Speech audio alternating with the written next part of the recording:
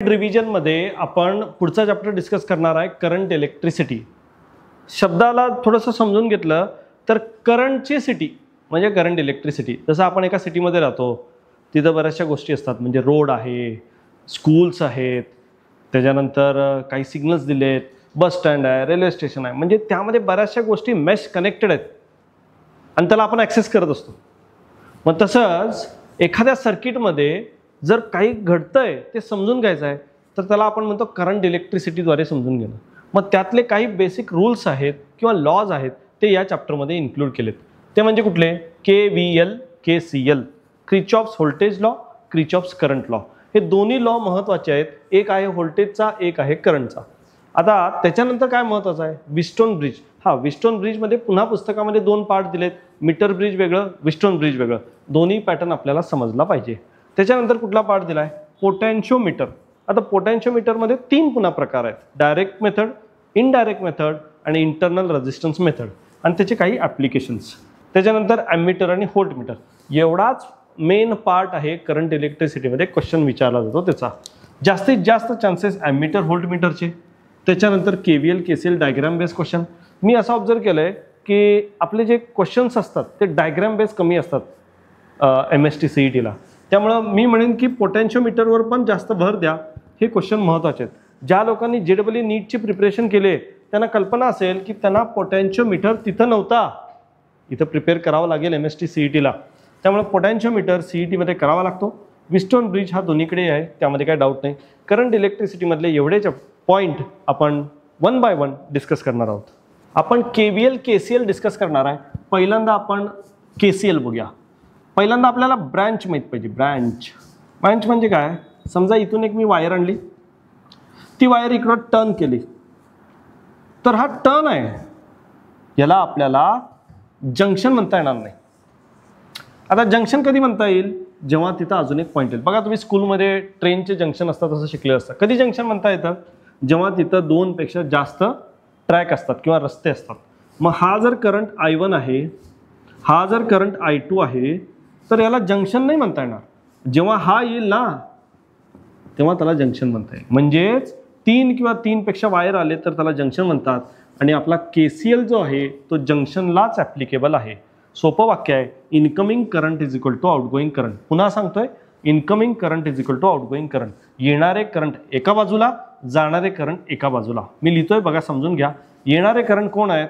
I1 पण येतोय या A जंक्शनकडं, तसंच I3 पण येतोय, आणि जाणारे करंट म्हणजे I2 पलीकडे यायचा.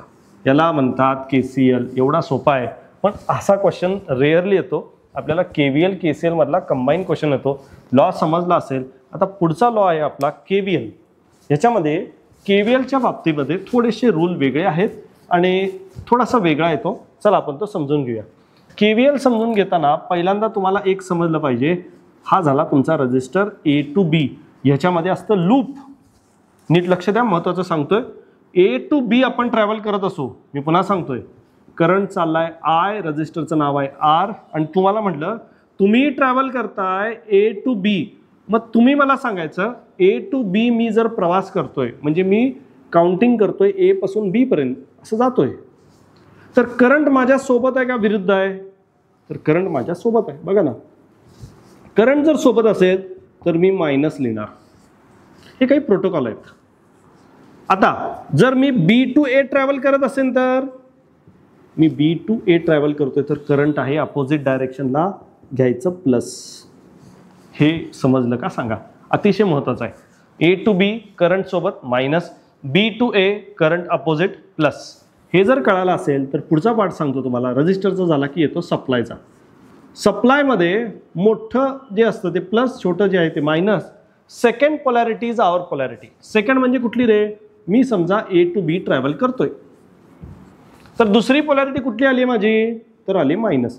म्हणजे मायनस E हे माझा आन्सर आहे त्याचा. इथं I येत नाही का सर? नाही, हे सगळं पोटेन्शियलच आहे ना. पोटेन्शियलला I लिहायची गरज नाही. समजा मी B to A ट्रॅव्हल करत असेल तर सेकंड पोलॅरिटी बघा ना, मग B पासून गेले की पहिला येतं मायनस, नंतर येतं प्लस. म्हणजे सेकंड पोलॅरिटी माझी कुठली आली? प्लस. म्हणून माझं आन्सर येणार प्लस. कधी? Travelling from B to A.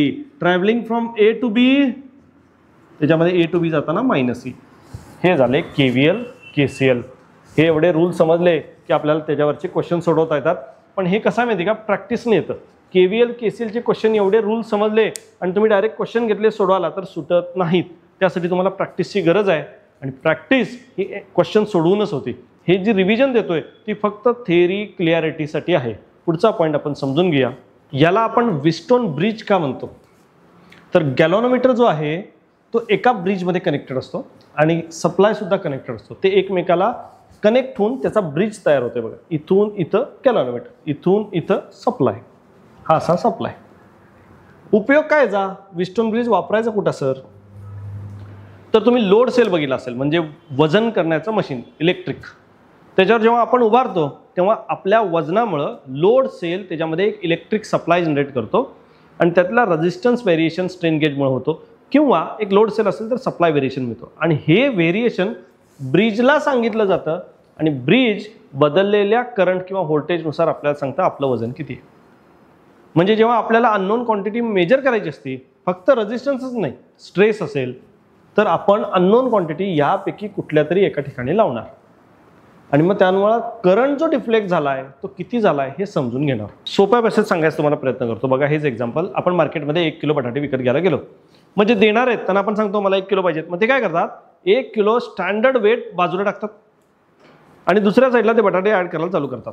2 बटाटे ॲड केले म्हणून ते तुम्हाला देत नाहीत किंवा 3 बटाटे ॲड केले म्हणून ते देत नाहीत. जेव्हा दोन्ही बॅलन्स होतात तेव्हा तुम्हाला देतात. विस्टोन ब्रिज सेम तसं काम करत आहे. ट्राय अँड एरर मेथडवर चालणारी ही एकमेव मेथड आहे. म्हणजे प्रॅक्टिकली आउटपुट कधी येईल आपल्याला माहितीच नसतं, ट्राय करत बसावं लागतं. म्हणून विस्टोनची ॲडव्हान्स मेथड कोणती आहे तर ती आहे मीटर ब्रिज. परंतु विस्टोन ब्रिजचा फॉर्म्युला माहीत पाहिजे, P/Q = S/R.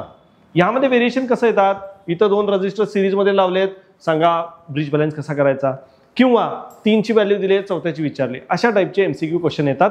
पूर्वी व्हायचे, आता येत नाही जास्त. मीटर ब्रिजवर क्वेश्चन येतो, पण मीटर ब्रिज हे ॲडव्हान्स टेक्निक आहे, ॲडव्हान्स मेथड आहे विस्टोनची, ही समजले पाहिजे. मग पुढचा पार्ट आहे विस्टोनचा नवीन पार्ट, तो आहे मीटर ब्रिज. मीटर ब्रिजचे डायग्राम लगेच आपण समजून घेऊया. बघा मीटर ब्रिजची डायग्राम कशी ड्रॉ केली जाते, तर या पद्धतीने एक wooden box, L shape conductor, या साईडला पण एक कंडक्टर, इथून एक वायर घ्यायची, ती जोडायची, खाली स्केल असतं. हे जे स्केल आहे ते 1 मीटरचं आहे म्हणून याला मीटर ब्रिज म्हणतात. म्हणजे 1 मीटर लेंथ आहे, सेंटीमीटरमध्ये आपण 100 लिहितो. ही वायर खाली घ्यायची, त्याला जोडायचं सप्लाय, स्विच आणि variable register that is rheostat, असं जोडून टाकायचं. त्याच्यानंतर आपण काय करतो, इथं ब्रिज तयार करतो. म्हणजे इथं एक रजिस्टर, त्याच्यानंतर इथं एक रजिस्टर. आता हा झाला मधला तुमचा गॅलव्हॅनोमीटर. आता काय होतं माहिती का, एक नोन रेजिस्टन्स, एक अननोन रेजिस्टन्स. आता आर एक्स असं जर इकडे जर आपण अननोन रेजिस्टन्स जोडला, इथं नोन जोडला, तर एक्सच्या समोरची लेंथ, या पॉईंटपासून या पॉईंटपर्यंतची लेंथ, याला आपण LX म्हणतो. या पॉईंटपासून या पॉईंटपर्यंतची लेंथ जी आहे ती नोन आहे, त्याला आपण LR म्हणतो. यावरून आपण इक्वेशन कसं फाइंड आउट करतो, हे नल पॉईंटवर काम करतं. म्हणजे x/r = LX/LR. पण आपल्याला माहिती आहे LX + LR = किती असतं सांगा, 100 सेंटीमीटर. मग LR किती येईल, LR = 100 - LX. ही व्हॅल्यू आपण इथं सबस्टिट्यूट करणार आहे. म्हणजे x/r = सांगा किती येणार आहे, LX/100 - LX. या रिलेशनचा वापर करून बरेचसे MCQ क्वेश्चन आपले सॉल्व्ह होतात. इथं नोटेशन दिले नाही आहेत मी, थोडंसं तुम्हाला डायग्राम समजावे यासाठी ड्रॉ केले. मीटर ब्रिज हे ॲडव्हान्स टेक्निक आहे ज्याच्यामध्ये फिक्स स्टेपमध्ये तुम्हाला उत्तर मिळणार आहे. ह्याच्यामध्ये मीटर ब्रिजमध्ये, विस्टोन ब्रिजमध्ये काय होत होतं, रँडम स्टेप होते, कधी उत्तर येणार माहीत नव्हतं. पण ह्याच्यामध्ये फिक्स स्टेप फॉलो केले की आपल्याला उत्तर येणार आहे. दोन्ही नल पॉईंटवरच काम करतात, दोन्ही नल प्रिन्सिपलवरच काम करतात. म्हणजे 0 आउटपुट आल्यावर थांबायचं असतं. प्रॅक्टिकल केले तुम्ही, हे जास्त त्याबद्दल बोलणार नाही. क्वेश्चन सोडवताना आपल्याला या गोष्टी बघायच्या आहेत. ह्याच्यामध्ये केल्विन मेथड एक असते. केल्विनमध्ये काय करायचं, हे असं जोडून टाकायचं आणि इथं जोडायचा गॅलव्हॅनोमीटर. केल्विन कधी वापरली जाते, केल्विन त्यावेळेस वापरतात जेव्हा तुम्हाला एखादा लो रेजिस्टन्स मेजर करायचा आहे. म्हणजे गॅलव्हॅनोमीटरचा रेजिस्टन्स कमीच आहे, तो मेजर करायचा असेल तर इथं गॅलव्हॅनोमीटरच जोडायचा. म्हणजे मोजणारा पण तोच आणि ज्याचं मोजायचा आहे तो पण हाच, म्हणजे गॅलॉनोमीटरचा रेझिस्टन्स मोजण्यासाठी जोडलेला गॅलॉनोमीटर पण हाच आणि गॅलॉनोमीटर पण तो हाच आहे. त्यामुळं कन्फ्युजन करू नका. लो रेझिस्टन्ससाठी गॅलॉनोमीटर इथं जोडला जातो आणि त्या मेथडला आपण विस्टोनचं एक्सटेन्शन मीटर आणि मीटरचं पुन्हा केल्विन अशा 3 टप्प्यामध्ये हे समजून घेतलेलं आहे. केल्विनचा फॉर्म्युला थोडासा बदल होतो, इथं तुम्हाला LG लिहावं लागतं, बाकी सगळा पॅटर्न सेम राहतो. पुढचा पॉईंट आपण डिस्कस करणार आहे पोटेन्शियोमीटर. पोटेन्शियोमीटरमध्ये काय असतं, capital R small r. Small r म्हणजे इंटरनल रेझिस्टन्स. बॅटरीसोबत आपल्याला जरी नको वाटत असला तरी येणारा रेझिस्टर म्हणजे इंटरनल रेझिस्टन्स, तो स्मॉल r आहे. ओम्स लॉ काय सांगतो, V = IR. इथंपर्यंत सर कळतंय, हे ज्या पुढचं कळत नाही.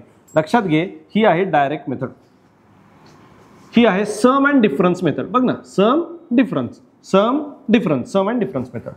तिसरी आहे इंटरनल रेझिस्टन्स. सांगितलं ना, स्मॉल r म्हणजे इंटरनल असतो, इंटरनल रेझिस्टन्स मेथड. 3 मेथडपैकी मेथड कुठली आहे ही ज्याला ओळखता आली त्याला CETचा क्वेश्चन यातला सोडवता येणार.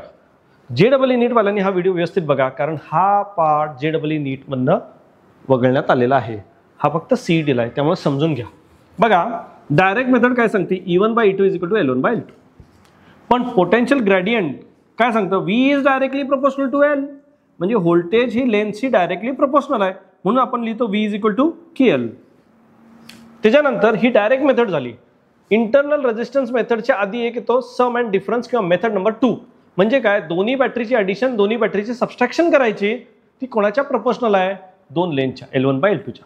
किंवा ह्याला उलटं लिहिता येतं, L1 + L2 / L1 - L2 = E1/E2. कुठला फॉर्म्युला सर कधी वापरायचा, अरे जर लेंथ दिली असेल तर हा वापरायचा, पोटेन्शियल दिले असेल तर हा फॉर्म्युला वापरायचा. हेच महत्त्वाचं आहे समजणं, की यातला फॉर्म्युला कधी वापरायचा. इंटरनल रेझिस्टन्स मेथड कशी आहे, R = R in bracket L1/L2 - 1. आता L1/L2 ला आपण लिहू शकतो E/V. हे 3 मेथड प्रश्न सोडवताना मी तुम्हाला ट्रिक देणार आहे की कुठला क्वेश्चन कुठल्या टाईपचा आहे हे ओळखता आलं पाहिजे. पोटेन्शियोमीटरचे इतकेच फॉर्म्युले आपल्या CETमध्ये आहेत. अवास्तव फॉर्म्युले काही करत बसू नका, इतकेच फॉर्म्युले गरजेचे आहेत. पुढचा पॉईंट आहे ॲमीटर आणि व्होल्टमीटर. ॲमीटर व्होल्टमीटरचे बेसिक फॉर्म्युले आपल्याला माहिती आहेत. कशाला काय म्हणतात हे समजून घ्या. S म्हणजे शंट रेझिस्टन्स, पॅरललमध्ये कनेक्ट करतो ना आपण तो. नंतर X म्हणजे त्यातला जो अननोन रेझिस्टन्स आहे तो. G इकडं पण आहे, इथं पण G आहे. दोन्ही G जे आहे ते गॅलॉनोमीटरचे रेझिस्टन्स आहेत. आणि I याचा अर्थ तो मेन करंट आहे. IG म्हणजे गॅलॉनोमीटरचा करंट. आता इकडं आयडियल व्हॅल्यू किती असती, 0. इकडं आयडियल व्हॅल्यू किती असती, इन्फिनिटी. हे आपल्याला माहिती आहे, बोर्डाला पण या टाईपचा क्वेश्चन विचारला जातो. परंतु करंटच्या प्रपोर्शनमध्ये जे रिलेशन आहे, main current = N times IG आणि इकडं main voltage = N times VG. हे रिलेशन वापरून नवीन फॉर्म्युले मिळत आहेत, जसं की शंट रेझिस्टन्स = G/N-1. यावर क्वेश्चन विचारतात. किंवा X = G in bracket NV-1. सगळे फॉर्म्युले बऱ्यापैकी मी रिवाइज करून दिलेले आहेत. व्होल्टमीटर असेल, ॲमीटर असेल, पोटेन्शियोमीटर असेल, KVL, KCL, विस्टोन ब्रिज. काही 1-2 व्होल्टमीटर ॲमीटरच्या डायग्राम काढल्या नाहीत ज्या सोप्या आहेत त्या, पण तुम्ही त्या डायग्राम ड्रॉ करा, ॲमीटरची असेल, व्होल्टमीटरची असेल, आणि त्याची एक चेकलिस्ट बनवा की 1 शॉट आपल्याला हे सगळे फॉर्म्युले रिवाइज झाले पाहिजेत. कारण पुढचे लेक्चर्सचे क्वेश्चन्स येणार आहेत, त्यामध्ये कन्सेप्ट न सांगता डायरेक्टली आपण ते क्वेश्चन प्रॅक्टिस करणार आहोत.